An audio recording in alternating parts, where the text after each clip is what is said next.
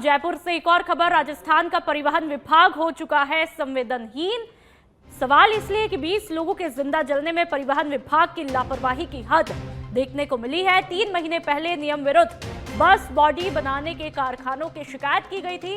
जयपुर, जोधपुर, भीलवाड़ा, राजसमंद और उदयपुर के बस बॉडी कारखानों की शिकायत की गई थी और इन कारखानों में बस बॉडी बिल्डर्स की तरफ से किया जा रहा था। बस बॉडी कोड का उल्लंघन किया गया। मुख्यमंत्री और मुख्य सचिव को पत्र भेजकर शिकायत की गई थी। शिकायत के बाद परिवहन विभाग ने जांच के नाम पर महज लीपापोती ही की थी। कोई 2-4 कारखानों पर चेकिंग कर लगाया था नाम मात्र का जुर्माना। तो बड़ी चौंका देने वाली खबर है। कल जो तस्वीरें देखने को मिली जैसलमेर से जब जोधपुर की तरफ बस जा रही थी तो हमने देखा कि किस तरह से चलती बस में आग लग जाती है।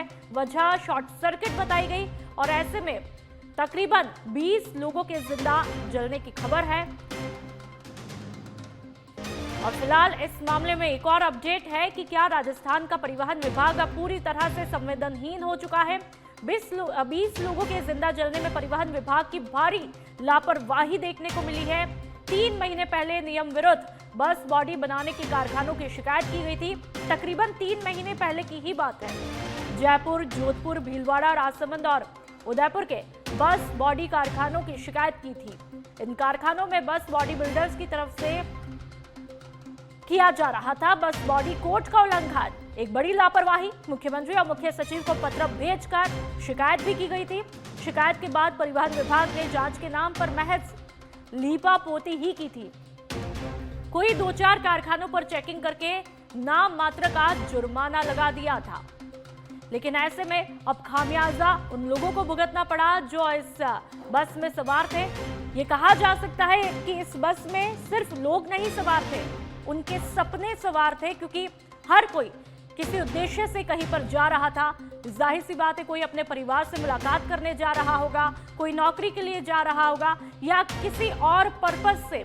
एक उद्देश्य था, एक सपना था, लेकिन वो सपने भी जलकर खाक हो जाते हैं। और सुनील यादव हमारे साथ में फोन लाइन पर ज्यादा जानकारी के लिए संवाददाता जुड़ चुके हैं। सुनील, भारी लापरवाही परिवहन विभाग की, अब क्या कुछ एक्शन हो रहा है?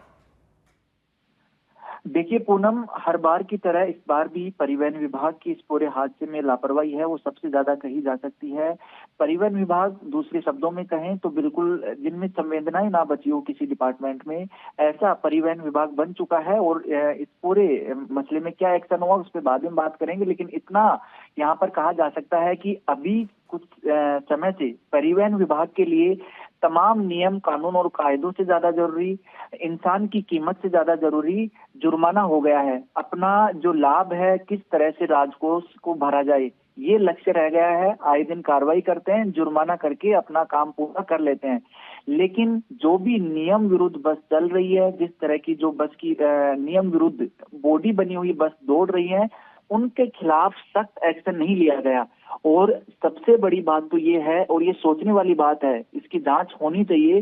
जब 3 से 4 महीने पहले कुछ जो सोशल एक्टिविस्ट हैं, कुछ शिकायत करता है, वो साफ तौर पर बाकायदा जो बस बॉडी बनाने के कारखाने थे, उन कारखानों का नाम के साथ में सीएम, मुख्य सचिव, परिवहन सचिव तक ये जो शिकायत पत्र है ये भेजे गए थे। साफ तौर पर कहा गया था कि यहाँ पर परिवहन विभाग के कुछ अधिकारी हैं, वो मिलीभगत करके ऐसे जो अवैध तरीके से बॉडी बनाने वाले जो बिल्डर्स हैं, बॉडी बिल्डर हैं, उनके साथ जो लेन देन का काम कर कर इस तरह की बस बॉडी बना रहे हैं जो कि अवैध है। कभी भी आम लोगों की जान पर ये भारी पड़ सकती है। 3 महीने एक लंबा वक्त होता है। ऐसे में 3 महीने पर न जाने एक ही बस नहीं, ऐसी कई बसें होगी जो कि ऐसे सड़कों पर धड़ल्ले से दौड़ रही होंगी। ऐसे में क्या जिम्मेदार आंखें मूंद कर बैठे रहे होंगे? और ऐसे में अब जो कल लोगों की जाने गई है, आखिरकार उसका जिम्मेदार कौन होगा?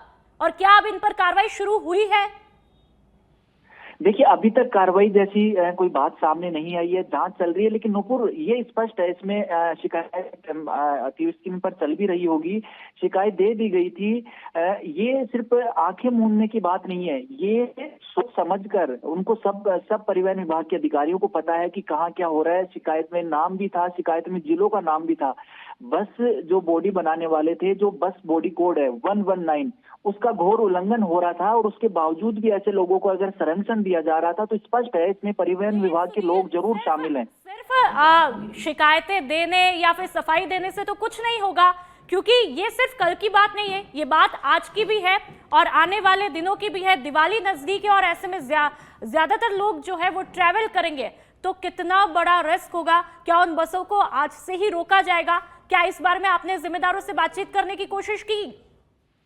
बिल्कुल नूपुर, देखिए हम अपना जो काम है खबर चलाने का, लगातार सच बेधड़क प्रमुखता से खबर दिखा रहा है और अभी भी चला रहा है। जिम्मेदारों को इस बात पर संज्ञान लेना चाहिए और अभी भी वक्त है, ये बड़ा जो सबक लेने का वक्त है, इसे देखना चाहिए। और जो जुर्माना लगाया जाता है, इससे ज्यादा वापस से एक बार कह रहा है सच बेधड़क की जो जिम्मेदार अधिकारी हैं वो तमाम बस बॉडी जो कारखाने उनकी जांच करे, अगर नियम विरुद्ध कुछ हो रहा है तो उन पर जुर्माने के साथ साथ उनका जो लाइसेंस है बस बॉडी बनाने का उसको निरस्त किया जाए।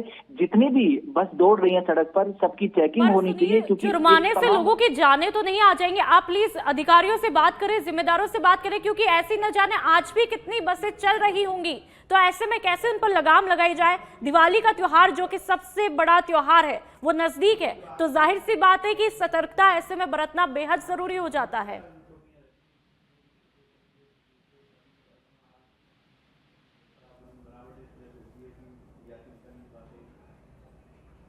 ठीक है, बहुत बहुत शुक्रिया तमाम जानकारी के लिए सुनील।